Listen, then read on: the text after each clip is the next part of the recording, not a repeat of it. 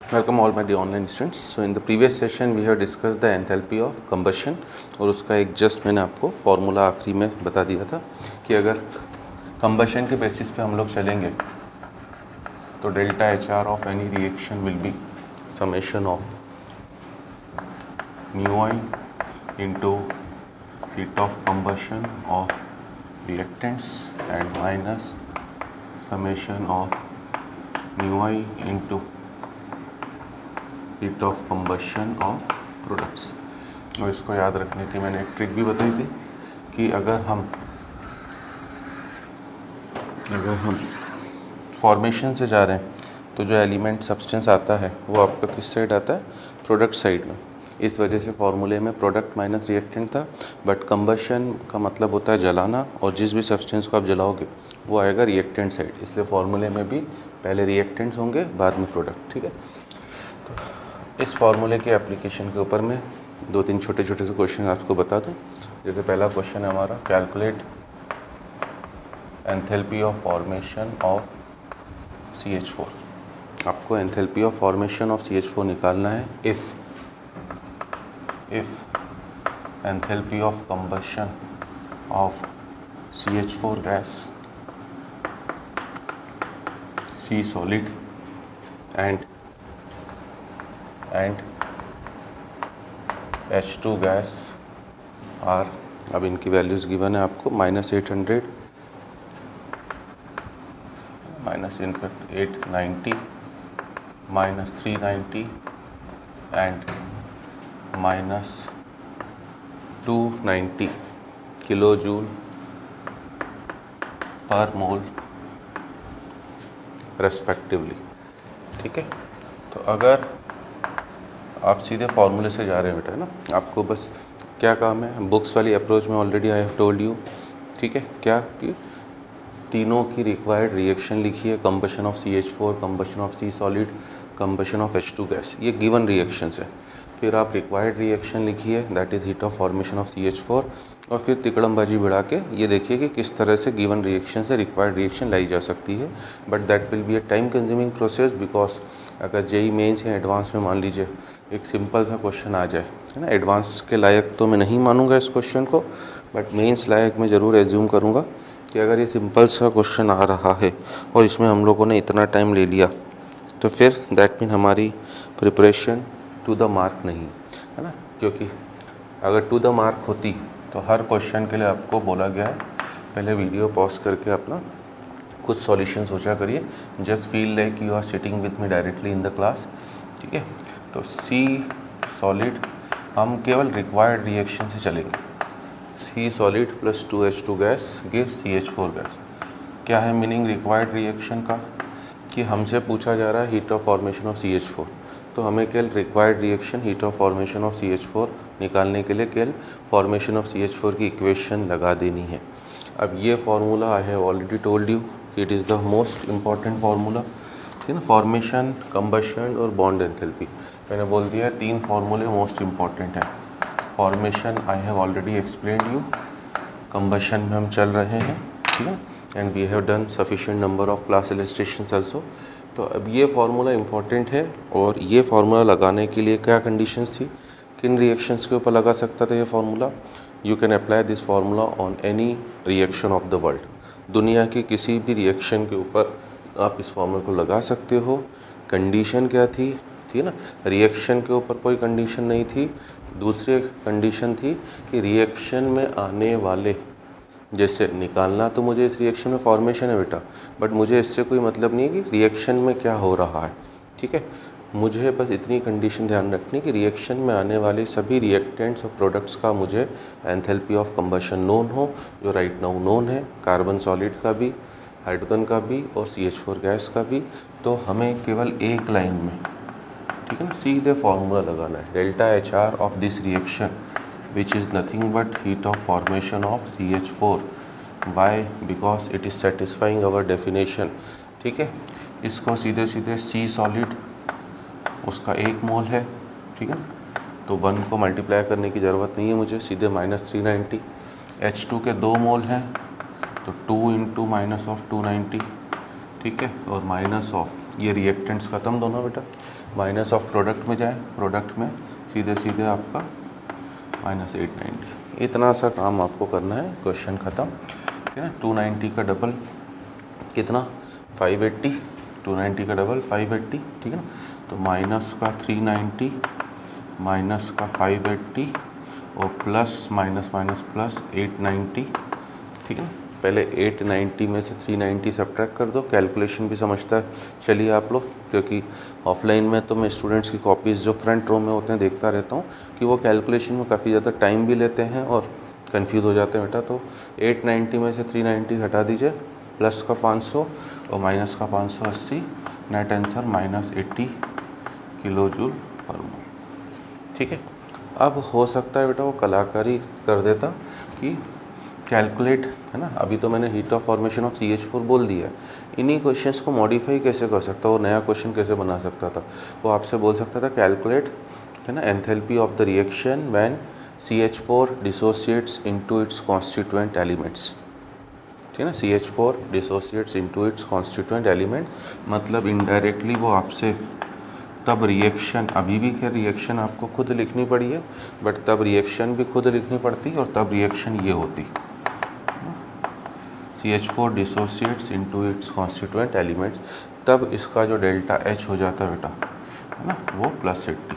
Normally हमें पता भी है, वैसे भी मैंने आपको बता दिया था क्या, heat of formation stable elements का, और स्टेबल एलिमेंट्स में मैंने कई नाम लिखा दिए थे, CO2 है, H2O है, NH3 है, SO3 है, SO2 है, सेचूरेटेड हाइड्रोकार्बन्स हैं, उनका हीट ऑफ फॉर्मेशन नेगेटिव आता है। देखिए आ भी रहा है बेटा, ठीक है ना।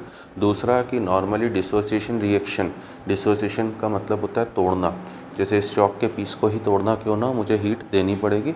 डिसोसिएशन रिएक्शंस एंडोथर्मिक नेचर की होती हैं, वो भी जस्टिफाई हो रहा है, ठीक है ना। तो हमारा एम यही है कि इस चैप्टर के बाद you should be familiar with exo endo nature of reactions. मैं 100% प्रेडिक्ट करने का नहीं बोल रहा हूँ, बट एटलीस्ट 90% केसेस में हम प्रेडिक्ट कर जाएंगे, ठीक है। अब हमारा नेक्स्ट क्वेश्चन है बेटा, calculate delta HR enthalpy of reaction of, एक और अच्छा क्वेश्चन मैं लिख के लाया हूँ आपके लिए, C3H8 gas plus H2 gas, ठीक है, कंबाइंस करके आपको C2H4 गैस और C2H6 गैस और CH4 गैस दे रहे हैं। अब आप मुझे बताइए इस रिएक्शन में क्या हो रहा है। अब इस रिएक्शन में क्या हो रहा है, ये ना मेरी समझ में आ रहा है ना डेफिनेटली आपकी समझ में आ रहा है ना, ठीक है। कुछ भी एक जनरल रिएक्शन दे दी है, ये तो C3H8 तो एक सेचूरेटेड हाइड्रोकार्बन है बेटा ना, क्योंकि प्रोपेन है, ये तो प्रोपेन के ऊपर ज़बरदस्ती वो H2 का अटैक करवा रहा है और उसे दो छोटे एल्केन्स में, दैट इज़ मीथेन और इथेन में तोड़ रहा है। ज़्यादा से ज़्यादा हम लोग ये बोल सकते हैं। और अब जो डाटा गिवन है आपको क्वेश्चन में, ठीक है ना, हीट ऑफ फॉर्मेशन ऑफ किसका, C3H8, heat of formation of C3H8 is minus, देखिए 100 किलो जूल पर मोल, ठीक है। और इसके अलावा heat of formation of C3H8 का दिया है, ठीक है। Heat of formation of CO2 दिया है, दैट इज -390, ठीक है। मैं यूनिट नहीं लिख रहा हूँ। Heat of formation of H2O given है, दैट इज -290, और हीट ऑफ कंबशन, सबकी यूनिट किलो जूल पर मोल है ना। हीट ऑफ कंबशन दिया है आपको, ठीक है, CH4 का, जो ऊपर भी हमने लिया है -890, और heat of combustion of C2H6 दिया है, that is -1560। All units are in kilo joule per mole. This are the 5 data given. अब देखिए, है ना, ये क्वेश्चन आपके लिए आपके कॉन्सेप्ट्स को और क्लियर करेगा। मेरी रिक्वेस्ट पहले यही रहेगी कि वीडियो पॉज करके पहले आप इसे खुद सॉल्व करिए, फिर आप सॉल्यूशन देखिए इसका, ठीक है। तो अब इस क्वेश्चन को अगर मैं देखूं, ठीक है, आपने अटेम्प्ट कर लिया होगा वीडियो पॉज करके, तो ये क्वेश्चन अपने आप में काफ़ी अच्छा क्वेश्चन है। क्यों? We do not concern what is happening in the reaction, we do not concern what is happening in the reaction, ठीक है। अगर बुक्स की अप्रोच से जाना है बेटा, तो पहले 5 की रिएक्शन लिखिए, और फिर उनको जोड़ तोड़ के घुमा फिरा के जो भी इस तरीके से इस फॉर्म में लाइए। बट इतना लंबा समय मैं बार बार कह रहा हूँ, अगर आप पहली बार चैप्टर पढ़ रहे हैं, घर पे रिलैक्स मूड में बैठे हुए हैं, ठीक है, तो आप ज़रूर उस अप्रोच से भी करिए। That will make your concepts more and more clear. But मैंने वो ऑलरेडी 2-3 एग्जांपल्स आपको लास्ट सेशन में बता दिए हैं। अब मैं केवल आपको फार्मूलों का यूज़ करना सिखा रहा हूँ कि कैसे 1-1 मिनट में क्वेश्चन सॉल्व करने हैं। तो मैं इस रिएक्शन के ऊपर कोई भी चीज़ लगा सकता हूँ, ठीक है। और प्रोवाइडेड बस कंडीशन ये रहेगी मेरी क्या, कि यहाँ तो मुझे पूरा फॉर्मेशन वाला फार्मूला यूज़ करना है। ऐसा नहीं होगा बेटा कि आधा फार्मूला फॉर्मेशन वाला यूज़ कर दें और आधा यूज़ कर दें कंबशन वाला, ठीक है ना। यहाँ तो पूरा फार्मूला फॉर्मेशन वाला यूज़ होगा या फिर पूरा फार्मूला कंबशन वाला। तो अगर मैं पूरा फार्मूला कंबशन वाला देखूँ, क्योंकि अभी हो सकता है पहले आपके माइंड में थॉट यही चली हो कि यार कंबशन की बात हो रही है, कंबशन का फार्मूला लगाते हैं। देखिए कंबशन इसका गिवन है बेटा, इसका भी गिवन है, ठीक है ना। CH4 का गिवन है, C2H6 का गिवन है, एग्रीड, ठीक है। अगर थोड़ा सा आपने और दिमाग लगा दिया, ठीक है, देखने में तो कंबशन ना C3H8 का गिवन है ना H2 का गिवन है, बट अगर थोड़ा सा दिमाग लगा दें आप तो H2 का कंबशन भी पता है ना। आप देख सकते हो बेटा क्वेश्चंस में आपके सामने जो वैल्यूज़ होंगी, ये वैल्यूज़ थोड़ी सी मैं सिंप्लीफाइड करके लाया हूँ 0 0 0 वाली, नहीं तो मैं पहले ही बता चुका हूँ कि बस थोड़ा सा कैलकुलेशन डिफ़िकल्ट कर सकता है, ठीक है। तो आप वैल्यूज़ आपस में कंपेयर कर सकते हैं, किसी एक क्वेश्चन का डाटा दूसरे क्वेश्चन में भी यूज़ कर सकते हैं, क्योंकि ये स्टैंडर्ड डाटा है, फिक्स डाटा है, इनमें कोई चेंज होने की संभावना नहीं है कि आप सोचें कि एक जगह एक डाटा है दूसरी जगह दूसरी डाटा है, ठीक है ना। नहीं, अगर कंबशन ऑफ CH4 ऊपर आ रहा था तो ऊपर भी वो -890 है, नीचे भी वो -890 है। थोड़ा बहुत वेरिएशन क्वेश्चन टू क्वेश्चन 1-2 का हो सकता है, किसी में 890 दे दे, किसी में कैलकुलेशन सिंपल करने के लिए -850 दे दे, इतना थोड़ा बहुत वो भी, ठीक है ना, कैलकुलेशन सिंपल करने के लिए। अदरवाइज़ तो ये स्टैंडर्ड डाटा है, ठीक है। अब आप देखो heat of combustion of H2 gas है -290, तो बेसिकली H2 का जब कंबशन होगा बेटा तो H2O ही तो बनेगा, वो भी -290 है ना। तो अगर आपने थोड़ा सा दिमाग लगाया तो आपको heat of combustion of H2 भी पता है, which is nothing but heat of formation of H2, ठीक है ना। दूसरा दिमाग लगाइए, heat of combustion of carbon जो होगा that is nothing but heat of formation of CO2, क्योंकि आपको बोल दिया है बेटा कि कार्बन का जब भी कंबशन कराया जाएगा तो वो कंबशन हमेशा CO2 पर ही रुकेगा, CO पर नहीं, ठीक है। तो 3 का आपको पता है बेटा, बट चौथा नहीं पता है, ठीक है। तो if you want to go with formation formula तो चारों के आपको फॉर्मेशन पता होना चाहिए थे। फॉर्मेशन केवल आपको इसका पता है और इसका नहीं पता है, ठीक है। इसका 0 है, इसका पता है, तो फिर फॉर्मेशन 2 का निकालना पड़ेगा आपको, ठीक है। बट अगर आप कंबशन के फॉर्मूले में जाते हो तो कंबशन 1 2 3 का पता है बेटा, ठीक है ना। 3 का पता है कि एक C3H8 का ही मिसिंग है। तो अब आपके ऊपर है, आप दोनों में से किसी भी फॉर्मूले से जा सकते हैं। बट आपका मन क्या बोलता है बेटा, आपका दिलो दिमाग क्या बोलता है? ऑब्वियसली उस अप्रोच से जाओ जिसमें कैलकुलेशन कम हो, जिसमें कम डाटा एक्स्ट्रा निकालना पड़े। तो एक्स्ट्रा डाटा के कंबशन वाले केस में ज़्यादा बढ़िया रहेगा कि C3H8 का निकालना रहेगा। यस और नो? क्या मैं सही हूँ, समझाने में सक्षम हो पा रहा हूँ सभी को? ठीक है। फॉर्मेशन में तो आपको 2-2 का फॉर्मेशन निकालना पड़ता है बेटा, कैलकुलेशन भी ज़्यादा हो जाती, लेंदी भी हो जाता। तो ये क्वेश्चन डायरेक्ट किसी एक फार्मूला के ऊपर बेस नहीं है। इसमें थोड़ा सा पहले आपको एक बार अपना काम कि आप C3H8 का कंबशन निकालो। अब C3H8 का कंबशन कैसे निकालोगे? उसको जला दो in presence of O2 gas. जलाओगे 3 कार्बन है तो 3 CO2 गैस बनेगा, ठीक है ना। और 8 हाइड्रोजन है तो 4 H2O लिक्विड। बैलेंस करोगे बेटा तो 3 2 जा 6 ऑक्सीजन प्लस 4 ऑक्सीजन, 10 ऑक्सीजन हो गए तो ये 5 O2 हो गया। इस रिएक्शन में क्या हो रहा है? इस रिएक्शन में कंबशन ऑफ C3H8 हो रहा है। मुझे इसी रिएक्शन का डेल्टा HR निकालना है, which is nothing but heat of combustion of किसका? C3H8। अगर ये मैं निकाल ले गया तो बस मेरा क्वेश्चन सॉल्व हो गया बेटा। अब ये मैं निकाल सकता हूँ, क्यों? क्योंकि इसमें मैं लगा दूंगा फॉर्मेशन वाला फार्मूला, है ना। यहीं पे देखिए कन्फ्यूज़न हो सकता है आपके माइंड में आ रहा हो बेटा, मैं यहाँ से खड़े होकर समझा सकता हूँ कि मैं फार्मूला किसी भी रिएक्शन के ऊपर कोई भी लगा सकता हूँ। कंडीशन है अब जैसे कंबशन निकालना है, मैं कह रहा हूँ फॉर्मेशन, देखें फॉर्मेशन इसका गिवन है बेटा, ठीक है ना, इसका भी गिवन है, O2 का वेल नोन है बेटा 0 और इसका भी गिवन है। तो ऑब्वियसली मुझे इस रिएक्शन में आने वाले सभी रिएक्टेंट्स और प्रोडक्ट का फॉर्मेशन पता है, तो मैं बड़ी आसानी से फार्मूला लगा सकता हूँ बेटा। फॉर्मेशन वाला फार्मूला लगाने के लिए क्या करोगे, 3 इंटू, ठीक है ना, फॉर्मेशन में प्रोडक्ट्स पहले आते हैं, 3 इंटू CO2 का फॉर्मेशन प्लस 4 इंटू H2O का फॉर्मेशन माइनस ऑफ C3H8 का फॉर्मेशन दैट इज़ -100 और O2 का फॉर्मेशन तो सबको पता है बेटा 0, ठीक है ना। अब कैलकुलेशन की भी ट्रिक समझें, अननेसेसरली ज़्यादा करने की बजाय आप इसे 400 लें बेटा, ठीक है ना, सीधे सीधे 400 इंटू 3 सबको आता है 1200, इसे 300 लें, 300 इंटू 4 1200, 1200 और 1200 2400 होता, सुन लीजिएगा, ठीक है। अब यहाँ से 30 कम हो रहा है, यहाँ से 40 कम हो रहा है, तो 30 और 40 कम हो गया, कितना कम हो गया 70, तो 2400 की जगह वो 2330 हो गया। मैंने 2400 में से 770 माइनस कर दिया, 2400 में से 70 माइनस कर दो, देख लो हो गया कि नहीं, अच्छी चीज़, जल्दी हुआ कि नहीं कैलकुलेशन, ठीक है। तो इस तरीके से थोड़ा दिमाग लगाओगे और माइनस माइनस प्लस 100, तो ये हो गया माइनस का 2230, है ना। अब अगर आप सब कुछ समझते चल रहे हैं, मैंने बोला है डाटा को भी थोड़ा थोड़ा एनालाइज करते चलें।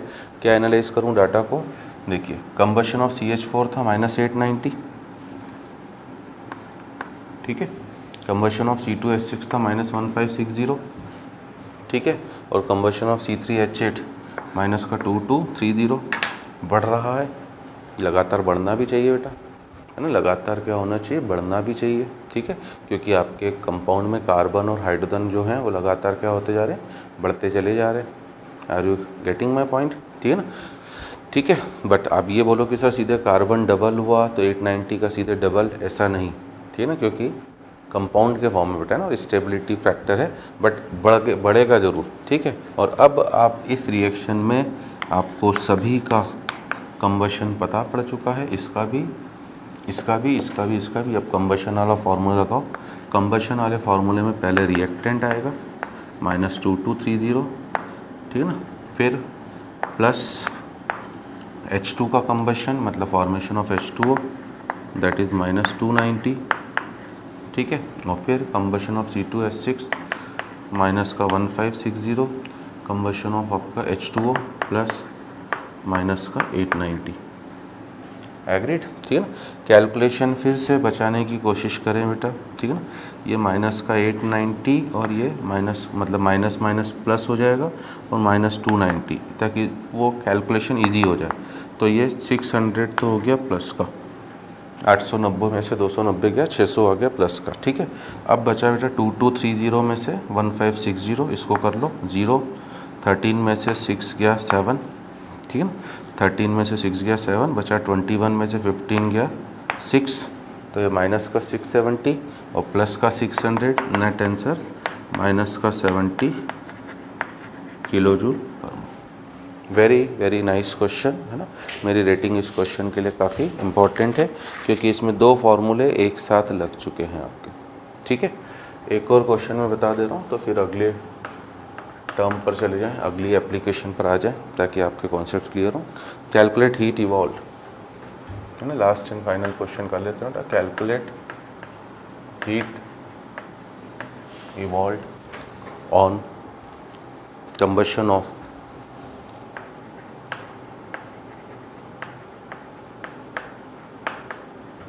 combustion of 1 gram of starch,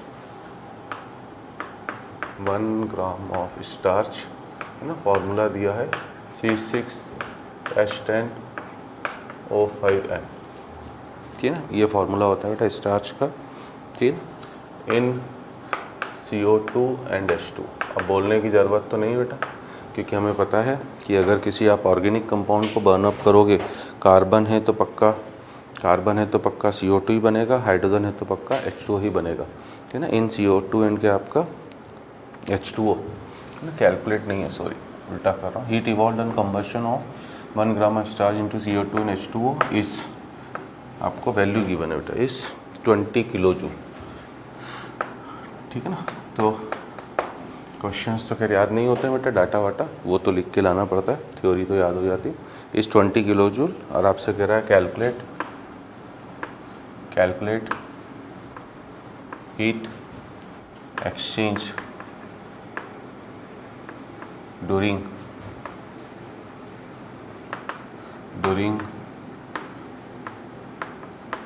formation of 1 gram of starch, ठीक है ना।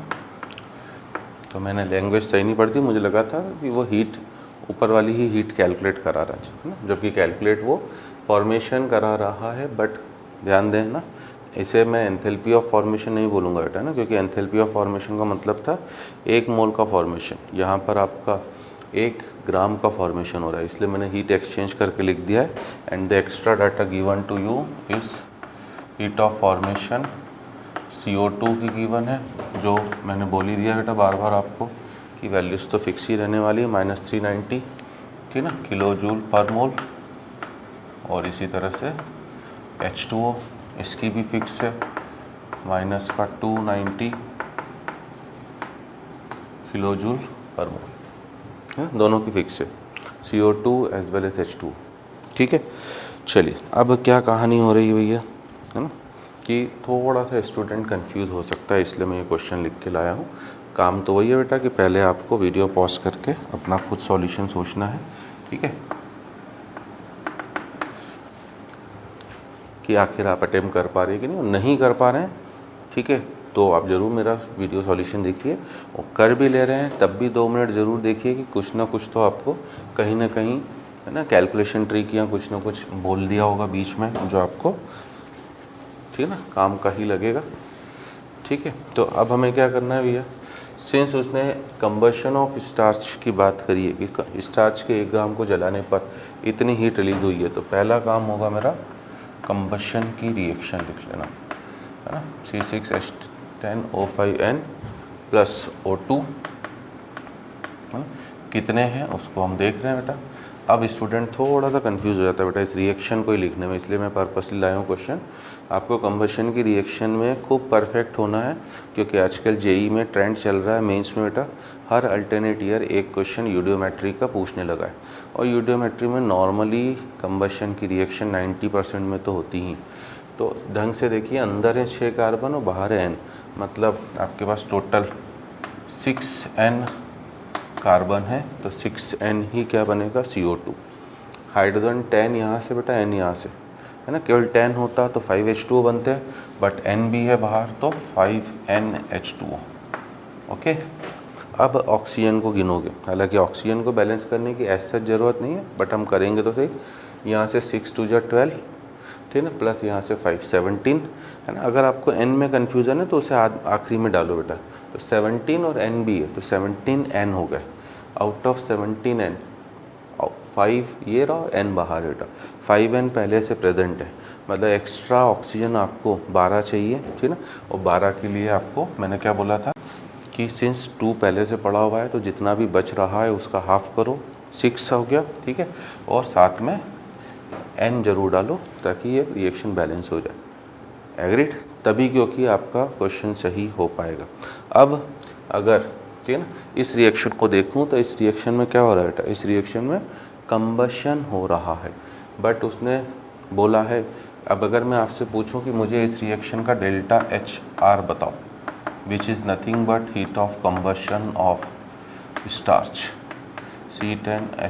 C6H10O5N, ये मैं पूछूं बेटा, तो सबसे पहले केयरफुल रहना बेटा कि हीट इवॉल्व है, इसलिए माइनस साइन तो आएगा ही आएगा, है ना। हीट उसने इवॉल्व बोल दिया तो यहाँ के वैल्यू लिखिए, तो माइनस तो आपको खुद डालना है 20 इंटू, है ना, ये 1 ग्राम के लिए बेटा, आपने जब कंबशन वर्ड यूज़ कर दिया है तो वो 1 मोल के लिए होगी, ठीक है, और 1 ग्राम के लिए पता हो उसे 1 मोल में कन्वर्ट करना है, तो ऑब्वियसली मुझे क्या करना पड़ेगा, मुझे उसके मोलर मास से मल्टीप्लाई करना पड़ेगा। अब मोलर मास, ये N के लिए लाया हूँ क्वेश्चन बेटा मैं, कि N से स्टूडेंट डर के गलत कर देता है, तो अब इसका मोलर मास भी n के टर्म्स में ही आएगा, पूरी रिएक्शन n के टर्म्स में चलेगी।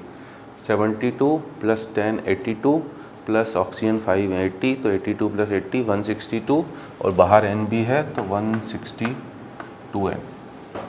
ये इसका एंथैल्पी ऑफ कंबशन हुआ, ठीक है। बट हमें जो बोला गया है बेटा, हमें बोला गया है कि फॉर्मेशन ऑफ 1 ग्राम के लिए बताओ, ठीक है। तो पहले हमने क्या करा, इसको मैंने मल्टीप्लाई करा, 162 का डबल कितना 324, ठीक ना, एक ज़ीरो भी था n, ये एंथैल्पी ऑफ कंबशन हो गई, माइनस का 3240n। अब इसको मैंने बेटा, ठीक है ना, मुझे अब इस रिएक्शन का ज़रूरी नहीं कि हमेशा गिवन रिएक्शन का ही डेल्टा एच पूछे आपसे, है ना, इसीलिए वैरायटी ऑफ क्वेश्चंस ले रहा हूँ मैं, कि ऐसा नहीं आप दिमाग में रट लें कि हमेशा रिएक्शन का ही एंथैल्पी पूछेगा बेटा। यहाँ पर देखिए, यहाँ पर ठीक है ना, रिएक्शन का एंथैल्पी पूछा था, बट उससे इनडायरेक्टली हमने एंथैल्पी ऑफ कंबशन निकाला और दूसरे फार्मूले में यूज़ करा। यहाँ पर भी मैं वही काम करने जा रहा हूँ बेटा। मुझे अब कंबशन पता है, मुझे इसका फॉर्मेशन पता है, इसका फॉर्मेशन पता है, O2 का फॉर्मेशन तक हर किसी को याद हो चुका होगा 0। तो मैं, अगर मुझे इस रिएक्शन का डेल्टा एच पता है, ठीक है, तो इससे मैं इसका क्या निकालूंगा बेटा, इससे मैं इसका क्या निकालूंगा, फॉर्मेशन, क्योंकि मुझे फॉर्मेशन ऑफ स्टार्च पे आना है। 1 ग्राम को तो मैं बाद में देख रहा हूँ बेटा, पहले मैं फॉर्मेशन तक पहुँचूँ तो सही। तो अब मुझे इस रिएक्शन में फॉर्मेशन वाला फार्मूला लगाना है। CO2 का coefficient 6n into -390 plus H2O का कोफिशिएंट 5n इंटू माइनस का 290, ठीक है, और minus of heat of combustion of किसका, S लिख दे रहा हूँ मैं, पूरा फार्मूला बड़ा लिख के टाइम ना आप अपना खोटी करो ना मेरा। तो S का मतलब है क्या आपका, स्टार्च, ठीक है। तो अब अगर हम लोग देखें बेटा, तो यहाँ से मेरा enthalpy of combustion of starch जो हो जाएगा वो कितना हो जाएगा, ये इधर लेके प्लस का हो गया इधर, है ना। अब वापस वही काम करो, देखो, है ना, 400 लो, 400 इंटू 6 इज़ 2400, सुनना मेरी बात, और 300 इंटू 5 इज़ 1500, ठीक है। तो 2400 प्लस 1500 कितना हो गया, 3900। बट उसमें से यहाँ कितना एक्स्ट्रा ऐड हो गया था, 60। n की चिंता मत करो बेटा, n तो आखिरी में डालेंगे। यहाँ कितना एक्स्ट्रा हुआ, 50, तो 110 एक्स्ट्रा जोड़ दिया है। तो 3900 में से पहले 100 माइनस कर दो, 3800, फिर 10 और कर दो, तो 3800 में से 10 और गया तो 3790। देखिए जल्दी हो रहा है ना काम। आप लोगों ने कैसे करा होगा, 0 फिर 6 का फिर 3 का फिर ऐड करा होगा, टाइम ज़्यादा लगता है ना, कैलकुलेशन ट्रिक भी समझे। और n तो रहेगा ही रहेगा, इधर से ये माइनस का उधर जाके प्लस का हो गया, इट इज़ 3240n। मतलब नेट वैल्यू कितनी हो गई बेटा, ऐड करूँगा तो, है ना, बेसिकली वो सब्ट्रैक्ट ही होंगे। इट इज़ 790 में से 240 गया तो 5, ठीक है ना, 7 में से 2 गया 5, 9 में से 4 गया 5, माइनस का 550n। But this is not your answer, क्योंकि ये हीट ऑफ फॉर्मेशन है किलो जूल पर मोल में। हमसे बोला है कि वो हीट बताओ जब 1 ग्राम स्टार्च, है ना, heat exchange during formation of 1 gram of starch. तो हम बोलेंगे भैया कि पहली बात तो हीट एक्सचेंज में दोनों चीज़ें हो सकती है बेटा, रिलीज़ भी हो सकती है, एब्जॉर्ब भी। तो पहली चीज़ तो बोलेंगे हम लोग कि हीट क्या हो रही है, रिलीज़ हो रही है, ठीक है। दूसरा कि अब रिलीज़ बोल दिया है मैंने, तो अब मुझे माइनस साइन डालने की ज़रूरत नहीं है, ठीक है ना। 550n डिवाइडेड बाय, अब वापस देखिए ना, 162n। जैसे ये एक वैल्यू थी केवल 20 किलो जूल, वैसे ही यहाँ पर भी केवल एक वैल्यू ही आएगी, n कैंसल, आपका आंसर 162 का आप ट्रिपल करोगे बेटा 492, ठीक है ना, 492 बचा कितना 58, और अप्रॉक्सीमेटली फिर से वो आपका 3 टाइम्स जाएगा, तो अप्रॉक्सीमेटली हम लोग बोलेंगे 3.3 किलो जूल, ठीक है। अब हो सकता है कि डराने के लिए आपको, अब ये क्वेश्चन तो अपने आप में काफ़ी अच्छा हो गया, ठीक है ना, क्योंकि n में आप कहीं ना कहीं गड़बड़ करोगे, और हो सकता है ऑब्जेक्टिव में क्वेश्चन हो तो ऐसा हो, heat evolve and combustion of 1 gram of starch into CO2 and H2O is इतना, ठीक है ना, ठीक है। Hence if heat of formation of CO2 इतना, H2O इतना, देन, और नीचे 4 ऑप्शन बना के दे दे कि heat release on formation of 1 gram of starch is इतना, heat absorbed on formation of 1 gram of starch is देना, ऐसे 4 अलग अलग ऑप्शन बना दे।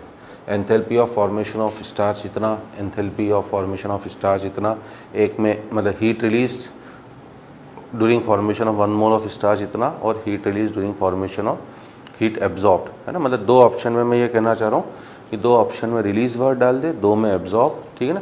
एक पर मोल वाला, एक पर ग्राम वाला, और 2 × 2 4 ऑप्शन हो गए, 2 रिलीज़ वाले, 2 एब्जॉर्ब वाले, ठीक है। और मल्टीपल चॉइस बना दे तो अपने आप में ये एक अच्छा क्वेश्चन काउंट होगा आपका, ठीक है।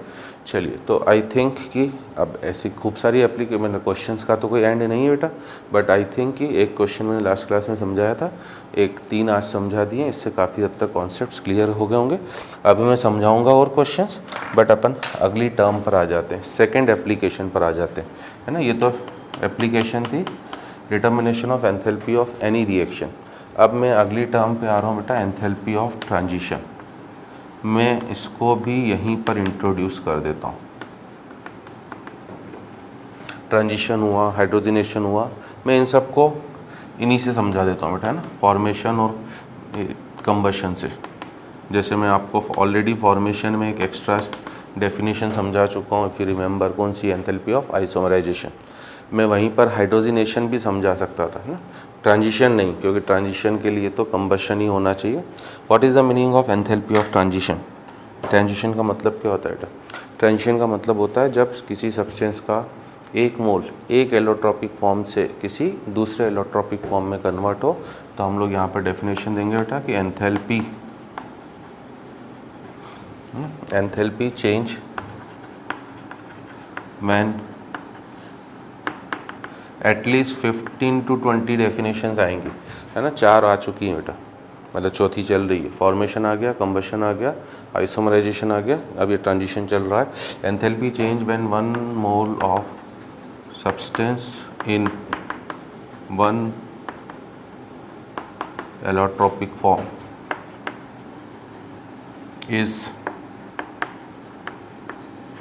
is converted into 1 mole of another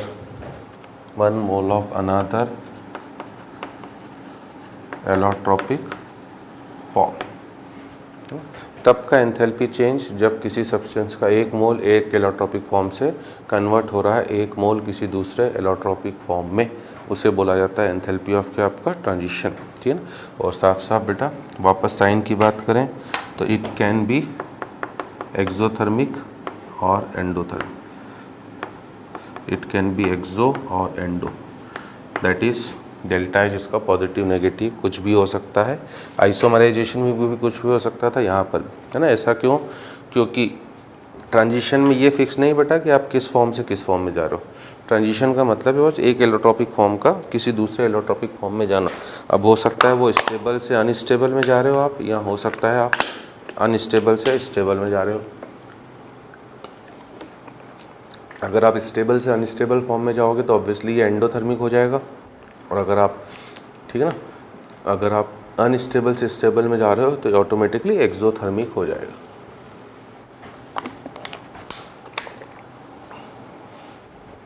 ठीक है, तो इसके साइन के बारे में आप कुछ भी प्रेडिक्ट, मतलब दोनों हो सकता है ना, क्योंकि जैसे ये सब एग्जाम्पल्स ज़्यादा तो नहीं लिखूँगा, 1-2 लिखूँगा। सी ग्रेफाइट का सी डायमंड में बदलना, ठीक है, पहला एग्जाम्पल। फॉस्फोरस पी वाइट से किस में बदलना, फॉस्फोरस रेड में, ठीक है। अब ऐसे खूब सारे एग्जाम्पल हैं। आप सल्फ़र रोम्बिक से सल्फ़र किस में बदल दो, मोनोक्लिनिक। वेल नोन जो हैं वो मैंने 2 बता दिए, क्योंकि ज़्यादातर 90%, इनफैक्ट गलती बोल रहा हूँ मैं, शायद 99% क्वेश्चन आपको कार्बन के ऊपर ही मिलने वाला है, ठीक है ना। ज़्यादा सेकंड चांस में थोड़ा सा फॉस्फोरस आ जाएगा, क्योंकि सल्फ़र के ऊपर तक तो क्वेश्चन जाता ही नहीं। अब इसे मैं how do I calculate enthalpy of transition with the help of enthalpy of combustion, ठीक है। तो इतना भी ध्यान देना बेटा कि delta H transition is calculated by using delta H C. Transition हमेशा ही कंबशन से कैलकुलेट होता है, ठीक है। आइसोमराइजेशन और हाइड्रोजनेशन दोनों से कैलकुलेट हो सकते हैं बेटा, ठीक है। कंबशन से भी, फॉर्मेशन से भी, अभी मैं आ ही रहा हूँ, हाइड्रोजनेशन पर आऊँगा, और आइसोमराइजेशन का भी 2 मिनट यहाँ पर भी मैं आइडिया दूंगा, वो दोनों से कैलकुलेट हो सकता है, बट ट्रांजिशन केवल और केवल कंबशन से ही कैलकुलेट होता है, ठीक है ना। अब देखिए क्यों, इसीलिए क्योंकि अगर मैंने सी ग्रेफाइट को जलाया,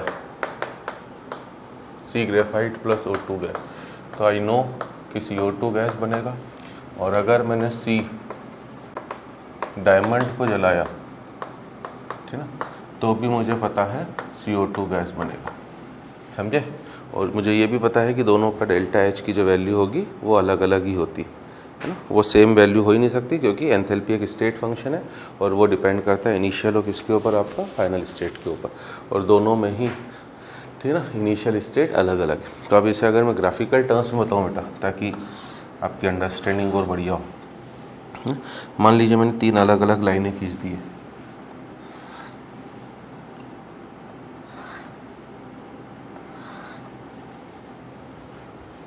क्या है, 3 लाइनें किसको रिप्रेजेंट कर रही हैं, ठीक है ना, 3 लाइनें रिप्रेजेंट कर रही हैं बेटा, ठीक है ना। एक है क्या, एंथैल्पी ऑफ किसकी, बोलो कौन ज़्यादा स्टेबल है, डायमंड की ग्रेफाइट, है ना, थर्मोडायनेमिकली स्टेबल ग्रेफाइट है। तो एक है सी ग्रेफाइट की एंथैल्पी, एक है सी डायमंड की एंथैल्पी, ठीक है ना। डायमंड सबसे ऊपर आएगा बेटा, ग्रेफाइट उसके बाद आएगा, CO2 आएगा सबसे नीचे, क्यों, क्योंकि CO2 तो स्टेबल कंपाउंड है, ठीक है। तो अब अगर आप बात करो बेटा, यहाँ से लेकर यहाँ तक का अगर मैं गैप पूछूँ आपसे, ये गैप किसे रिप्रेजेंट कर रहा है, तो ये गैप डिनोट कर रहा है enthalpy of combustion of C diamond. If I am asking कि ये गैप किसे रिप्रेजेंट कर रहा है ना, क्यों, क्योंकि सी डायमंड था यहाँ पर, वो जल के किस में बदल गया, CO2। ये गैप किसे रिप्रेजेंट कर रहा है, ये रिप्रेजेंट कर रहा है heat of combustion of C graphite, क्योंकि सी ग्रेफाइट से आप CO2 पर आ गए। तो बचा हुआ अगर मैं थर्ड गैप पूछूं आपसे कि ये गैप किसे रिप्रेजेंट कर रहा है, तो ये गैप की डेल्टा एच क्या है बेटा, ट्रांजिशन है, ठीक है। अब इसको मैं कुछ नहीं लिख रहा हूँ, क्यों नहीं लिख रहा हूँ, क्योंकि ये दोनों हो सकता है बेटा। अगर आप ग्रेफाइट, डायमंड से ग्रेफाइट आ रहे हो तो पॉजिटिव हो गया, और ग्रेफाइट से डायमंड में जाओगे तो उल्टा बोल दिया मैंने, डायमंड से ग्रेफाइट आओगे तो नेगेटिव, क्योंकि एनर्जी कंटेंट कम हो रहा है, नीचे आ रहे हो, बट ग्रेफाइट से डायमंड जाओगे तो पॉजिटिव हो जाएगा, क्योंकि एनर्जी कंटेंट बढ़ेगा, ठीक है। अब इसको देखो है ना, आगे बात समझ में, क्वेश्चन के फॉर्म में ले जाऊँ कि इस रिएक्शन का जो डेल्टा HR है, हालांकि ये मैं factors affecting enthalpy of reaction में लिखा चुका हूँ, ठीक है। इस रिएक्शन का जो डेल्टा HR है वो माइनस का 393 पॉइंट सपोज करो 2 है, और अगली वाली का माइनस का 395 है, दोनों किलो जूल पर मोल में, ठीक है। ये डाटा आपको गिवन है। नाउ इज आस्किंग, है ना, ऊपर वाला ही क्वेश्चन चल रहा है बेटा, भले इसे आप क्वेश्चन के फॉर्म में ले लो। नाउ इज आस्किंग कि calculate enthalpy of reaction for C graphite to C diamond, ठीक है। आपको कुछ नहीं करना बेटा, क्या करना होगा, देखिए, चाहे तो आप सीधे फॉर्मूला भी लगा सकते हो। कौन सा फॉर्मूला, कि अगर मुझे किसी रिएक्शन का डेल्टा एच निकालना है और उसमें आने वाले सभी सब्सटेंसेस का मुझे फॉर्मेशन पता, कंबशन पता है या फॉर्मेशन जो भी, राइट नाउ कंबशन पता है ग्रेफाइट का भी, डायमंड का भी, तो सीधे फार्मूला लगाएंगे, और फार्मूला लगाओगे कंबशन वाला, तो कंबशन के फार्मूले में बेटा रिएक्टेंट का कंबशन पहले आएगा, मतलब ग्रेफाइट का कंबशन पहले आएगा, दैट इज़ माइनस का 393.2 और माइनस ऑफ -395, ठीक है ना। इसका बाद में आएगा किसका, डायमंड का, क्योंकि वो प्रोडक्ट है। नेट सम करोगे तो प्लस का 1.8 किलो जूल पर मोल, है ना। अब अगर मैं आपसे पूछूं इसी रिएक्शन का दूसरा नाम क्या दे सकते हो बेटा, इसी रिएक्शन का दूसरा नाम आप heat of formation of C diamond भी दे सकते हो।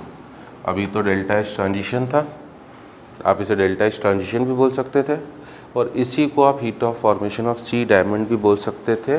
क्यों बोल सकते थे heat of formation of C diamond? Because मुझे पता है कि heat of formation of C graphite IUPAC ने 0 माना है ना। IUPAC ने फिक्स कर दिया बेटा कि ग्रेफाइट कार्बन का थर्मोडायनेमिकली स्टेबल एलोट्रॉप है, इसलिए उसका हीट ऑफ फॉर्मेशन 0 है। तो अगर मैं फॉर्मेशन वाला फार्मूला लगाता तो heat of formation of C diamond minus heat of formation C graphite जो 0 हो जाता, तब डेल्टा H आपका फॉर्मेशन ऑफ सी डायमंड हो जाता है। अब आपके मन में ये डाउट आ सकता है, ज़रूर बेटा, हो सकता आ भी गया हो कि सर इतना कम है अगर enthalpy of formation C graphite से टी डायमंड, अगर जो ढंग से वास्तव में सब्जेक्ट को समझ रहा है, ठीक है ना, उनके मन में ऐसे डाउट ज़रूर आते हैं बेटा। अच्छे भी लगते हैं टीचर्स को भी, कि उसके मन में ये डाउट आया होगा कि सर अगर इतना कम है ग्रेफाइट से डायमंड में कन्वर्जन का एंथैल्पी चेंज केवल 1.8 किलो जूल, जो काफ़ी कम है बेटा, बड़ी आसानी से दे सकते हैं, तो फिर डायमंड की इतनी माराक्यूटी क्यों मची हुई है? ज़्यादा एबंडेंट तो ग्रेफाइट है, आप उसे हमेशा ग्रेफाइट को डायमंड में बदलते जाओ ना। और इनफैक्ट अगर डायमंड का ग्रेफाइट में कन्वर्जन इतना ही आसान होता है बेटा, तो मैं बेवकूफ़ तो ना हूँ बेटा कि मैं पढ़ाता रहता दिन भर। 18 साल से मैं पढ़ा रहा हूँ। मैं तो मार्केट से ग्रेफाइट ख़रीदता, उसको डायमंड में बदलता और बाजार जाके बेच देता बेटा, ठीक है ना। डायमंड तो इतनी प्रीशियस स्पीसीज़ है कि हर कोई ख़रीद लेता मेरे से, कोई ऐसा तो ना, ठीक है ना। तनिष्क वाले, रिलायंस वाले इतने ज्वेलर्स हैं बड़े बड़े, ठीक है ना। अमिताभ बच्चन कौन से ऐड में आता है? अमिताभ बच्चन एक ऐड में आता था ज्वेलर्स वाले, पता नहीं नाम नहीं याद आ रहा है, ठीक है ना। तो ऐसे खूब बड़े बड़े ज्वेलर्स हैं बेटा, तो फिर बड़ी आसानी से हम बेचते जाते हैं, ठीक है ना। तो थर्मोडायनेमिक्स का एक सबसे बड़ा लिमिटेशन है, आपको बताया था मैंने, कि ये टाइम के बारे में कुछ नहीं बताता बेटा ना, ये बस इतना बताता है कि प्रोसेस फिजिबल है कि नहीं, ठीक है। डायमंड का, ग्रेफाइट का डायमंड में बदलना जो पॉसिबल होता है वो होता है at very high pressure and very high temperature, जो ऑब्टेन करना पॉसिबल नहीं हो पाता बेटा। इतनी ड्रास्टिक कंडीशंस में होता है ये, हम लोगों ने इसे केमिकल इक्विलिब्रियम में भी पढ़ा था, आप ज़रूर देखिएगा, ठीक है। तो इस वजह से अगर ये डाउट आया हो, नहीं आया हो तो अच्छी बात है, ठीक। आया हो तो बता दिया मैंने। अब इसी को मैंने ट्रांजिशन निकालना भी सिखा दिया बेटा, इसी से मैंने फॉर्मेशन ऑफ डायमंड भी बता दिया। और मान लो एक क्वेश्चन में और रोटेट कर दो ना, तो बीच बीच में क्वेश्चंस भी आते जा रहे, नई नई डेफिनेशन, कि वो आपसे कह रहा है calculate heat released when 1 gram of diamond converts into graphite, ठीक है ना। ऑब्वियसली जब ग्रेफाइट डायमंड में बदल रहा है बेटा तो हीट एब्जॉर्ब हो रही है। अब वो हमसे कह रहा है कि अगर 1 ग्राम डायमंड को आपने ग्रेफाइट में बदला तो बताइए कितनी हीट रिलीज होगी। Heat release when 1 gram of diamond converts into graphite, ठीक है। कुछ नहीं करना बेटा, हमें बस इसी को क्या करना है, अगर सी डायमंड सी ग्रेफाइट में बदल रहा होता तो हम बोलते कि अब इसका डेल्टा H ऑब्वियसली माइनस हो जाता, ठीक है। मतलब 1 मोल सी डायमंड को सी ग्रेफाइट में बदलने के लिए 1.8 kilo joule of heat release होती, तो हमसे टोटल हीट रिलीज़ की अगर वो बात कर रहा है, ठीक है, इट विल बी, मैंने पहले किलो जूल को जूल में बदल दिया बेटा 1800, ठीक है ना। पर मोल का मतलब होता है, कार्बन के 1 मोल का मतलब होता है कितने ग्राम, 12 ग्राम। तो 12 ग्राम अगर आपको 1800 जूल एनर्जी दे रहे हैं तो 1 ग्राम कितनी देगा, 1800 को 12 से डिवाइड करो, मतलब 150 जूल, 150 जूल एनर्जी रिलीज होगी। अब वो इसको 5 ग्राम कर दे बेटा, 10 ग्राम कर दे, वो सब आपके ऊपर है, ठीक है ना। 5 ग्राम करेगा तो इंटू 5 कर देना, 10 ग्राम करे तो इंटू 10 कर देना, ठीक है। थर्ड एप्लीकेशन है बेटा कंपैरिजन ऑफ स्टेबिलिटी ऑफ क्या, आइसोमर्स। अब ये चीज़ आप वापस देखिए, उसी पर आ गए हम लोग, comparison of stability of isomers, है ना। मुझे ऑफलाइन में भी ठीक है। हालांकि कुछ बच्चे 2-3 बैठे रहते हैं साथ में यहाँ पर भी, वो समझते रहते हैं चीज़ें, ज़्यादा नहीं। बट एक फुल क्लास की बात करूँ बेटा, मुझे ऑफलाइन में भी फॉर्मेशन कम्बशन को समझाने में काफ़ी टाइम लगता है, उसके बाद तो स्पीड फास्ट हो जाती है हमारी, क्योंकि फॉर्मेशन कम्बशन काफ़ी इंपॉर्टेंट होता है। कन्फ्यूज़न दूर करता हूँ, है ना। मैं चाहता तो बस एक डेफिनेशन लिखाई बेटा, 2-3 क्वेश्चन कराए एप्लीकेशन के नाम पर फॉर्मूला बता के, बट एक एक चीज़ को एक्सप्लेन करने में ना, क्योंकि आपके लिए वही इंपॉर्टेंट है। Comparison of stability of isomers. You have already compared the stability of isomers using enthalpy of formation. Now you can compare the stability of isomers using combustion. जैसे मैं बात करूँ बेटा C4H8 गैस, अब अगर मैं C4H8 गैस की बात करता हूँ, that is butene, it is having 4 isomers, 1 butene, आपको पता ही होगा बेटा, 2 ब्यूटीन। इनफैक्ट हमें पता ही है कि ऑर्गेनिक केमिस्ट्री में एल्केन्स में आइसोमर चालू होती है 4th कार्बन से, दैट इज़ ब्यूटेन से। ब्यूटेन, पेंटेन और हेक्सेन के याद होने चाहिए कंपलसरी, आपको पता ही होना चाहिए बेटा। प्रोपाइल ग्रुप बी, ब्यूटाइल ग्रुप बी और पेंटाइल ग्रुप बी। ग्रुप में 3 याद होने चाहिए, प्रोपाइल, ब्यूटाइल, पेंटाइल, और आइसोमर्स में आपका ब्यूटेन, प्रोपेन और हेक्सेन के। इधर बात करें बेटा तो एल्कीन में C4H8 के तो याद होना कंपलसरी होना ही होना चाहिए, ठीक है ना। 2 ब्यूटीन जो होगा वो फिर से 2 फॉर्म में पाया जाएगा बेटा, सिस में और ट्रांस में, ठीक है ना। और तीसरा होता है आइसोब्यूटीन, समझे। 1 butene is CH3 CH2 CH double bond CH2, है ना। 2 ब्यूटीन का जनरल फार्मूला है CH3 CH double bond CH single bond CH2, but since ये सिस और ट्रांस CH3 सिस और ट्रांस में पाया जाता है, इसलिए इसके फिर से 2 फॉर्म हो गए, C डबल बॉन्ड C, दोनों CH3 सेम साइड में, डबल बॉन्ड के अराउंड फ्री रोटेशन नहीं होता है, हम सभी को पता है, तो ये सिस ब्यूटीन हो गया। और अगर दोनों अपोजिट साइड में हो गया बेटा तो it will be trans butene. तो ये सिस फॉर्म इसका, ये ट्रांस फॉर्म। और आइसोब्यूटीन की बात करें तो आइसोब्यूटीन है क्या आपका, it is CH3 CH3 double bond CH2, समझे। तो अब हमें पता है भैया कि इस तरह से इसके टोटल कितने आइसोमर्स है बेटा, 4 आइसोमर्स।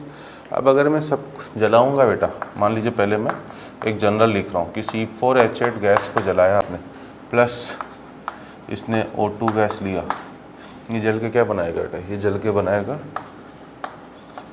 CO2 गैस, ठीक है ना, प्लस क्या आपका H2O लिक्विड, ठीक है। 4 कार्बन है तो 4 CO2 गैस, और 8 हाइड्रोजन है तो 4 H2O लिक्विड। ऑक्सीजन बैलेंस करोगे तो 2 4 8 + 4 12, और 12 का हाफ करोगे तो 6 O2 गैस, है ना। बट अगर ये चारों में से फॉर्म अलग अलग होता गया बेटा, तो ऑब्वियसली फॉर्म अलग अलग होते ही सबका डेल्टा एच भी अलग अलग होगा, है ना। और आप ऑर्गेनिक केमिस्ट्री में से काफ़ी क्वेश्चन करते हो बेटा, स्टेबिलिटी को कंपेयर करने वाले। 1 ब्यूटीन का अलग होगा, 2 ब्यूटीन में सिस का अलग, ट्रांस का अलग, आइसोब्यूटीन का अलग, सबका डेल्टा एच अलग अलग होगा। तो आप स्टेबिलिटी ऑफ आइसोमर्स को, जो हमने कंपैरिजन पहले करा था बेटा किससे, एंथैल्पी ऑफ फॉर्मेशन से, अब आप उसे एंथैल्पी ऑफ कंबशन से भी, है ना। मैंने एक एग्जांपल बता दिया बेटा, मैं ग्राफ में केवल एक जनरल चीज़ शो कर रहा हूँ कि मान लीजिए किसी कंपाउंड के 2 अलग अलग आइसोमर हैं, this is enthalpy of isomer 1, this is enthalpy of isomer 2, ठीक है ना। अब वहाँ पे याद करो फॉर्मेशन में कितना अच्छा ढंग से एक्सप्लेन करा था कि फॉर्मेशन पॉजिटिव भी हो सकता है, नेगेटिव भी, इसलिए 2 केस बनाए थे। बट यहाँ पर सिंस आप कंबशन से चल रहे हो बेटा, तो कंबशन कभी पॉजिटिव नहीं हो सकता है, मतलब आइसोमर्स ही पक्का ऊपर होंगे, और उनके जलने से जो भी प्रोडक्ट बनेंगे, ठीक है ना। Hi1 मतलब एंथैल्पी ऑफ आइसोमर 1, Hi2 मतलब एंथैल्पी ऑफ आइसोमर 2, Hp मतलब एंथैल्पी ऑफ प्रोडक्ट। अब अगर मैं आपसे पूछूं कि ये गैप किसे रिप्रेजेंट कर रहा है ना, तो दिस गैप इज रिप्रेजेंटिंग, है ना। हालांकि ये ग्राफ बनते ही बेटा, अगर ऐसा ग्राफ बना दिया आपने तो आपको पता ही पड़ गया कौन सा आइसोमर ज़्यादा स्टेबल है, ऑब्वियसली आइसोमर 2, क्योंकि आपने Hi1 को ऊपर शो करा है। Hi1 ऊपर शो होने का मतलब ही है आइसोमर 1 की एंथैल्पी ज़्यादा है, और जिसकी एंथैल्पी ज़्यादा होगी ऑटोमेटिकली उसका एनर्जी कंटेंट अगर ज़्यादा है तो स्टेबिलिटी कम होगी, है ना। बट तब भी हम बोलने के लिए डेल्टा HC ऑफ आइसोमर 1, है ना। ये गैप मैं पूछूं ये किसे रिप्रेजेंट कर रहा है, this is delta S combustion of isomer 2।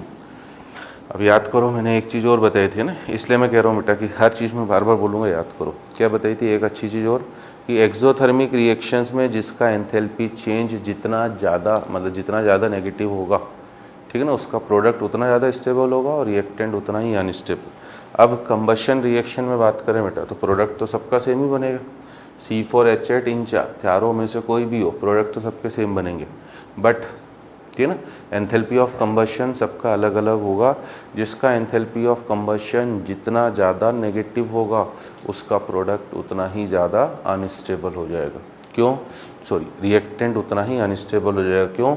जितना ज़्यादा नेगेटिव होगा बेटा, उसका मतलब उसके रिएक्टेंट का एंथैल्पी कंटेंट उतना ही ज़्यादा है, तभी तो डेल्टा H की वैल्यू ज़्यादा नेगेटिव हो रही है। Are you getting my idea? तो इस वजह से हम लोग इस ग्राफ को देख के क्या बोल सकते हैं, इस ग्राफ को हम लोग देख के बोल सकते हैं कि I2 is more stable then किससे, I1। I2 is more stable then I1। और ये जो गैप होगा बेटा इन दोनों के बीच का, ये जो गैप होगा इन दोनों के बीच का, इसी को बुलाओगे डेल्टा H ऑफ किसका, आइसोमराइजेशन। ठीक है, तो आपने उसे कंबशन से भी कैलकुलेट कर, फॉर्मेशन से भी कैलकुलेट करा था बेटा, अब आप उसे कंबशन से भी कैलकुलेट कर सकते हो। ठीक है, अच्छी एप्लीकेशन है। फोर्थ और सेकंड लास्ट एप्लीकेशन है बेटा, calculation of enthalpy of isomerisation. Enthalpy of isomerisation, sorry ये तो हो गया ना, एंथैल्पी ऑफ हाइड्रोजनेशन। इसे भी आप निकाल सकते थे बेटा, किससे, फॉर्मेशन से, है ना। अब जैसे एंथैल्पी ऑफ आइसोमराइजेशन की मैंने यहाँ डेफिनेशन इंट्रोड्यूस नहीं करी, बट मैंने इतना बता दिया कि स्टेबिलिटीज़ को आप इससे भी कंपेयर कर सकते हो। तो एंथैल्पी ऑफ हाइड्रोजनेशन की बात करें बेटा, क्या डेफिनेशन होगी, enthalpy change, enthalpy change when 1 mole of any unsaturated compound, enthalpy change, है ना। हाइड्रोजनेशन का जनरल मीनिंग पता होगा बेटा ना, डी हाइड्रोजनेशन का मतलब, डिहाइड्रेशन का मतलब होता है पानी का निकलना, हाइड्रेशन का मतलब होता है पानी का जुड़ना। वैसे ही हाइड्रोजनेशन का मतलब हाइड्रोजन का जुड़ना, डिहाइड्रोजनेशन का मतलब निकलना। तो हाइड्रोजनेशन कर रहे हो, हाइड्रोजन को जोड़ रहे हो, और ऑब्वियसली हाइड्रोजन जुड़ेगा किनके ऊपर बेटा, अनसैचुरेटेड कंपाउंड के ऊपर। तो enthalpy change when 1 mole of any unsaturated compound is converted into 1 mole of saturated compound, 1 mole of, पांचवी डेफिनेशन आ गई बेटा ना, 1 mole of saturated compound by addition of hydrogen. Hydrogen को जोड़ने पर 1 मोल अनसैचुरेटेड कंपाउंड का सैचुरेटेड कंपाउंड में बदलना एंथैल्पी ऑफ हाइड्रोजनेशन कहलाता है, और इट इज़ ऑलवेज एक्सोथर्मिक। इसका साइन फिक्स है बेटा, इट इज़ एक्सोथर्मिक, है ना।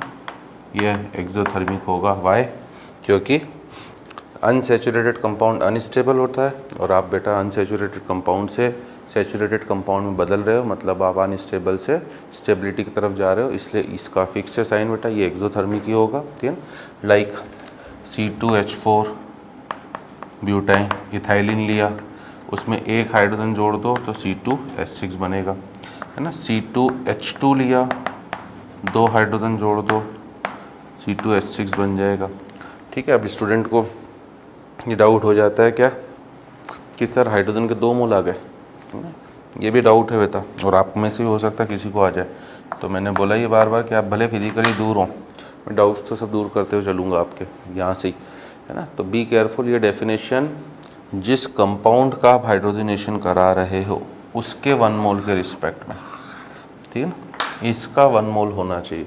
हाइड्रोजन के कितने मोल हैं मुझे उससे कोई लेना देना नहीं, ठीक है ना। पहले मैं इसलिए मैंने अलग अलग एग्जांपल ले रहा हूँ। मान लीजिए मैं अगला एग्जांपल ले लूँ, HC triple bond C single bond CH double bond CH2। अब अगर ये कंपाउंड लूँगा तो ऑब्वियसली इसमें 2 डबल बॉन्ड यहाँ पर, एक वहाँ पर, ठीक है ना। तो इसको सैचुरेट कराने के लिए आपको 3 मोल्स ऑफ H2 लेना पड़ेगा, तब जाके वो C4H8 में बदलेगा। तो हाइड्रोजनेशन में जिस कंपाउंड का हाइड्रोजनेशन करा रहे हो उसका 1 मोल होना चाहिए बेटा। हाइड्रोजन के कितने मोल हो रहे हैं इससे कोई भी मुझे लेना देना नहीं है। हाइड्रोजन के मोल्स 3 हो, 4 हो, 5 हो, that is a separate thing, ठीक है। तो ये है। अब इसको हम चाहें तो दोनों तरीक़ों से कैलकुलेट कर सकते हैं, फॉर्मेशन से भी, कंबशन से भी। मैं एक के लिए लिख दे रहा हूँ बेटा और एक क्वेश्चन भी बता दे रहा हूँ।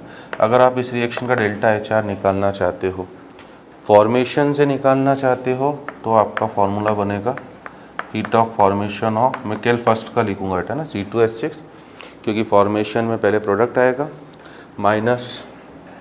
Minus heat of formation of reactant, और रिएक्टेंट में केवल C2H4 आएगा। वाई? क्योंकि H2 का हीट ऑफ फॉर्मेशन 0 है। बट अगर आप, है ना, मैं इसी का लिख रहा हूँ बेटा, बट इसी का अगर आप डेल्टा HR कंबशन से निकालना चाहते तब आपका फॉर्मूला एक तो चेंज भी हो जाता। तब पहले कंबशन ऑफ किनका आता, रिएक्टेंट्स का, मतलब पहले आता heat of combustion of C2H4 plus heat of combustion of H2, ठीक है। कंबशन में H2 का भी कंबशन जरूरी है बेटा, क्योंकि जलेगा तो H2 भी, फॉर्मेशन में ज़रूरत नहीं थी। तो पहले रिएक्टेंट्स का आ गया और फिर minus heat of combustion of किसका, प्रोडक्ट, दैट इज C2H6। तो इस वजह से फॉर्मेशन हो, मैं आपसे इन जनरल बोल ही रहा हूँ बेटा कि मोस्ट इम्पॉर्टेंट टर्म्स तो फॉर्मेशन और कंबशन ही है, जिनकी हेल्प से आप बाकी सभी रिएक्शंस का, दुनिया की कोई भी रिएक्शन हो रही है बेटा, उसमें क्या हो रहा है मुझे उससे कोई लेना देना नहीं। हमने देखो ट्रांजिशन की बात कर ली हमने, ठीक है ना, आइसोमराइजेशन की बात कर ली हमने, हाइड्रोजनेशन की बात कर ली। हर एक रिएक्शन को हम फॉर्मेशन कंबशन से निकाल सकते हैं, ठीक है। तो जल्दी से नोट डाउन करिए, बस एक लास्ट एप्लीकेशन और एक क्वेश्चन मैं आपको बता दूँ तो हम आगे बढ़ते हैं। चलिए, तो मैं एक हाइड्रोजनेशन के ऊपर अच्छा क्वेश्चन बता दूं ताकि आपका फॉर्मेशन का कहानी और भी क्लियर हो जाए बेटा।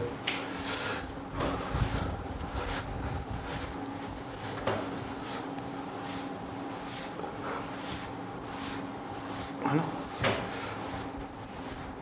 अच्छा क्वेश्चन कर लेते हैं। चलिए, क्वेश्चन है अच्छा आपका, calculate enthalpy change when, calculate delta H, है ना। इन चीज़ों को तो मैं शॉर्टकट में लिख रहा हूँ, एंथैल्पी चेंज व्हेन, है ना, when 1 mole of acetylene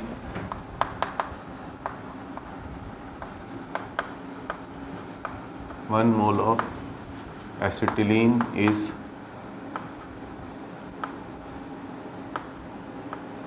hydrogenated to ethane,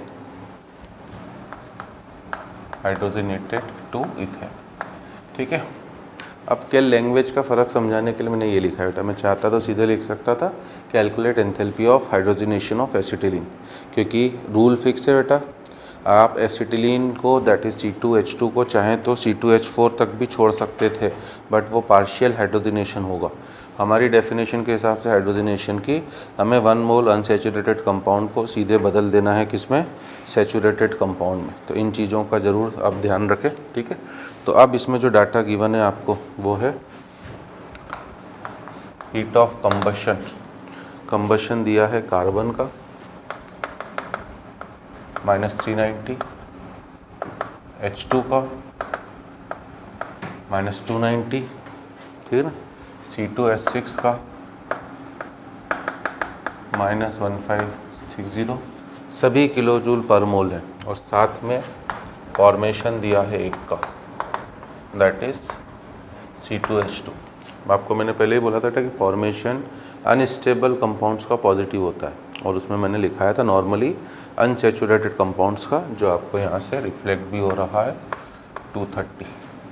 C2H2 में डबल बॉन्ड है बेटा, अनसैचुरेटेड कंपाउंड है, रिलेटिवली अनस्टेबल है, इसीलिए जब ये स्टेबल में बदल रहा है तभी तो हीट रिलीज़ हो रही है, तो इसका खुद का हीट ऑफ फॉर्मेशन पॉजिटिव आ रहा है।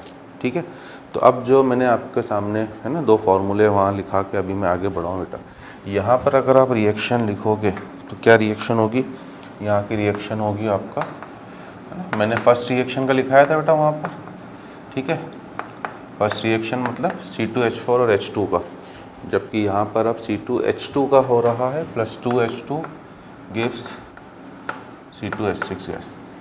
ठीक है, आप डायरेक्ट कोई फार्मूला नहीं लगा सकते हो, अगर आप फॉर्मेशन का फार्मूला लगाओगे तो इसका तो ज़ीरो, तो आपको इसका फॉर्मेशन पता होना चाहिए था और इसका पता होना चाहिए था।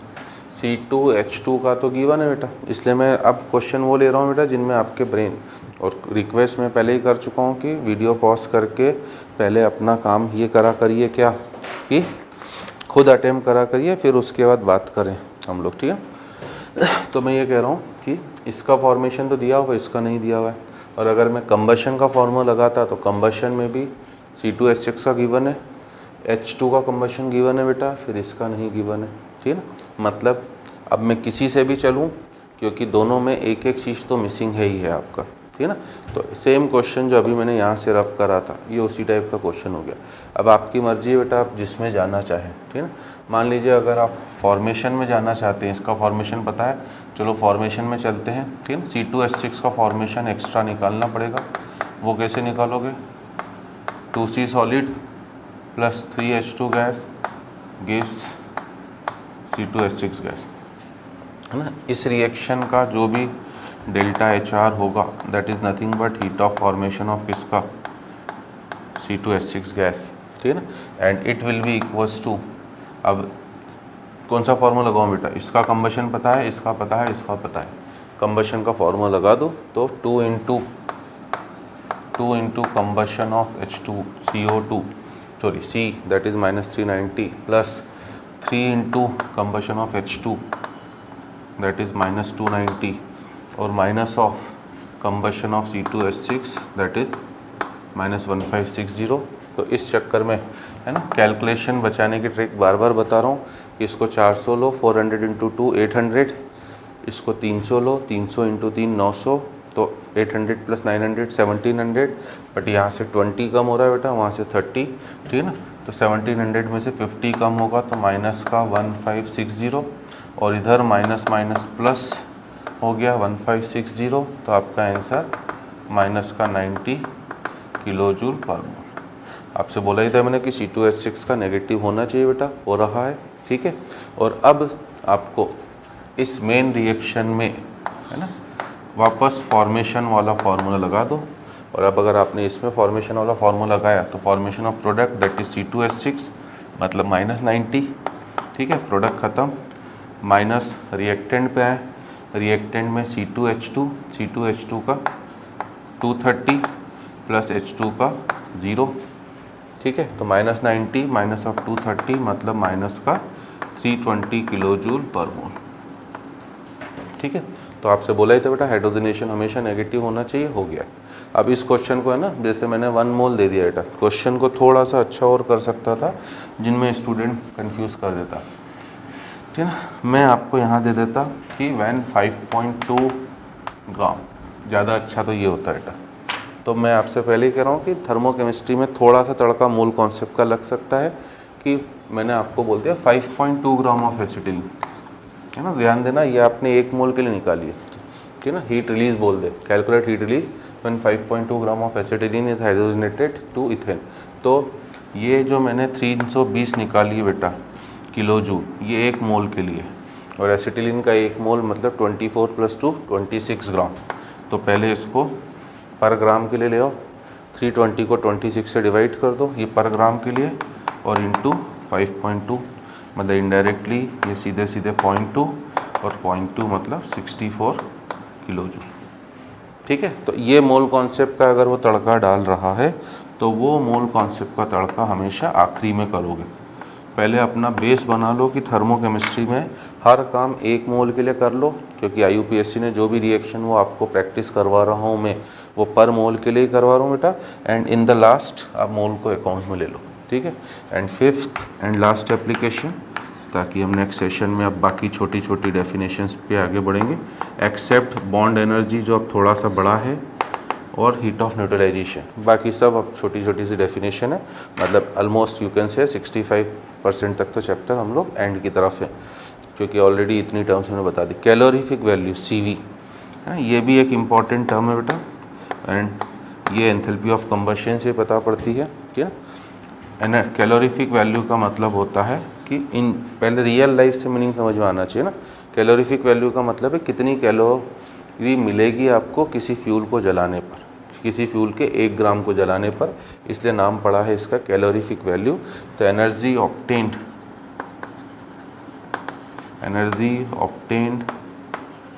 बाय बर्निंग, है ना, energy obtained by burning 1 gram of fuel, energy obtained by burning 1 gram of fuel is known as CV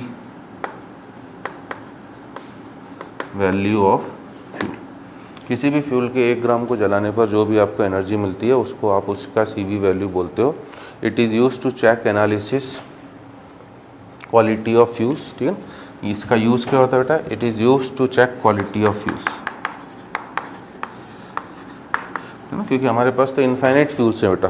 तो आखिर किसको एज ए फ्यूल यूज़ करें, वो साइंटिस्ट या इनफैक्ट आप जो भी बोलते हो ना, एनालिस्ट जो भी होते हैं, वो इससे पता करते हैं। It is use to check quality of fuels, मतलब इन जनरल क्या बोलेंगे, जिसके भी 1 ग्राम को जलाने पर आपको सबसे ज़्यादा एनर्जी या हीट मिलेगी वो ऑब्वियसली अच्छा फ्यूल होगा, ठीक है। इसलिए हम लोग बोलेंगे and higher is CV value of fuel, more efficient will be the fuel. जिस फ्यूल की more efficient will be the fuel, जिस फ्यूल की कैलोरीफिक वैल्यू जितनी ज़्यादा होगी वो फ्यूल उतना ही एफिशिएंट होगा। मतलब अगर मैं फार्मूला के टर्म्स में बोलूँ बेटा, तो CV वैल्यू का क्या फार्मूला हो जाएगा। हम लोगों ने क्यों इसे कंबशन से निकाल रहे हैं बेटा, क्योंकि हम लोगों ने जो डेल्टा एच कंबशन निकाला है, ठीक ना, वो कितने मोल के लिए बेटा, 1 मोल के लिए। बस उसी को आप अपना डिवाइड कर दो मोलर मास ऑफ किससे, फ्यूल से। आपको जिस भी फ्यूल की कैलोरीफिक वैल्यू निकालनी है, सिंपल सा फार्मूला है, आप उसकी हीट ऑफ कंबशन को उसी के मोलर मास से डिवाइड करो, क्योंकि वो 1 मोल के लिए बेटा, तो उससे आपको उस फ्यूल की कैलोरीफिक वैल्यू पता पड़ जाएगी। और फिर जिसकी ज़्यादा होगी, है ना, वो उतना ही अच्छा फ्यूल होगा। मैं एक क्वेश्चन से समझा दे रहा हूँ इस चीज़ को अभी आपको, और ये आखिरी चीज़ भी हमारा क्लियर भी हो जाएगा कि क्या कहना चाह रहे हैं हम लोग।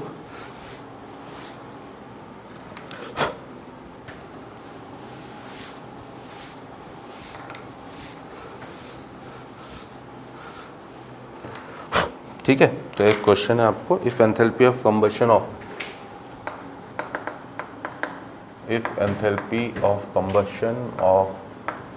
ठीक है, किस किस का दिया है आपको, ग्लूकोज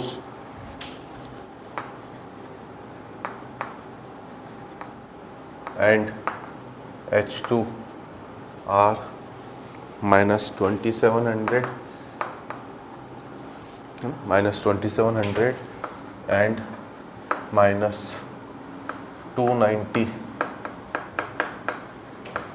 किलोजूल पर मोल, then calculate their CV value and decide which fuel is better, and decide which fuel is better।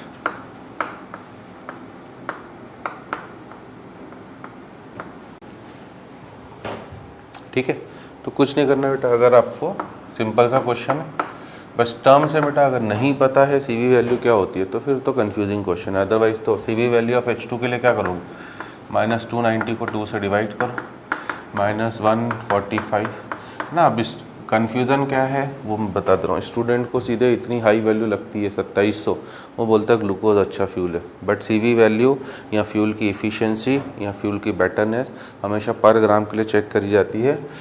Hydrogen के लिए तो 145 है बेटा, बट अगर आप इसको ग्लूकोज के लिए लाओगे, व्हाट इज़ ग्लूकोज, C6H12O6, तो ये -2700 को आपको डिवाइड करना पड़ेगा 180 से। मोलर मास खूब ज़्यादा है भैया, है ना। अब ये केवल, और इसमें माइनस भी गलत बोल रहा हूँ मैं, क्यों, क्योंकि आपने पहले ही लिख लिया बेटा एनर्जी ऑप्टेन, तो ऑप्टेन बोल दिया है तो ये आपको मिल रही है, मतलब फ्यूल रिलीज़ कर रहा है और आपको मिल रही है, तो माइनस लगाने की ज़रूरत नहीं। 15 किलो जूल पर ग्राम, तो इसलिए इन दोनों में से बेटर फ्यूल कौन सा हुआ, है ना, H2 इज़ बेटर फ्यूल। इन दोनों में से बेटर फ्यूल कौन सा हुआ आपका, H2, ठीक है ना। और इसलिए ये चीज़ नोट बना के लिख भी लेना, है ना। आपको बताइए, नोट्स मैं आपको खूब देता हूँ बेटा।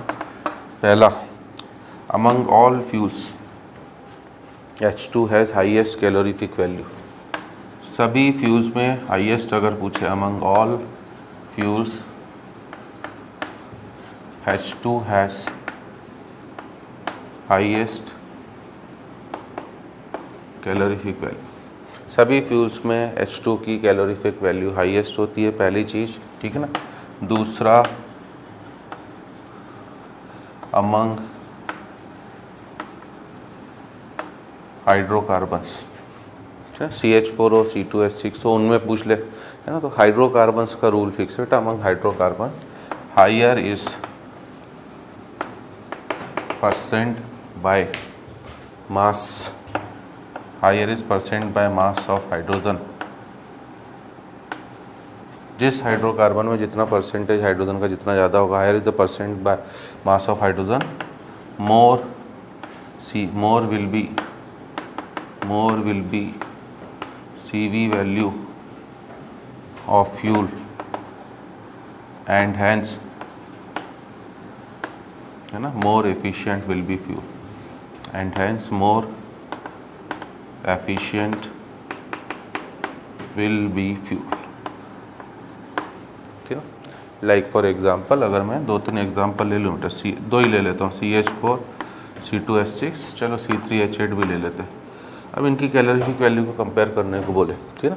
तो आपको केवल हाइड्रोजन 4, 6 और 8 नहीं देखना है ना, आपको percent by mass of hydrogen देखना है। और percent by mass of hydrogen कैसे निकालते हैं, ऊपर हाइड्रोजन का मास, पहले कंपाउंड में 4 हाइड्रोजन है तो 4 का, नीचे कंपाउंड का मास 16 × 100 मतलब 25%। स्टूडेंट को कन्फ्यूजन क्या होता है, वो हाइड्रोजन देखता है। दूसरे में निकालोगे बेटा 6 हाइड्रोजन, तो ऊपर 6, नीचे 24 + 6 30 × 100, तो ये हो गया कितना परसेंट, 20%। और C3H8 में निकालोगे तो हाइड्रोजन 8, बट नीचे अब आ गया 44 × 100, तो ये 44 से 5.5 है, मतलब ये 20 से भी कम ही आएगा पक्का बेटा, क्योंकि नीचे 5 होता है ना, जो इसमें 5 था, तो ये 20 आ रहा था, तो ये उससे भी कम है। इस वजह से हम बोलेंगे CH4 is better fuel than C2H6 which is better fuel than C3H8, ठीक है। तो ये दो मोस्ट इंपॉर्टेंट पार्ट आपके आज ख़त्म होते हैं, फॉर्मेशन और कंबशन। टाइम हमें लगता है बेटा, बट चीज़ें भी उतनी आ रही हैं, मैं तो नॉन स्टॉप ही बिना रुके आपको पढ़ा ही रहा हूँ। तो I hope you have enjoyed today's session, ठीक है। We will meet in the next session, till then good bye.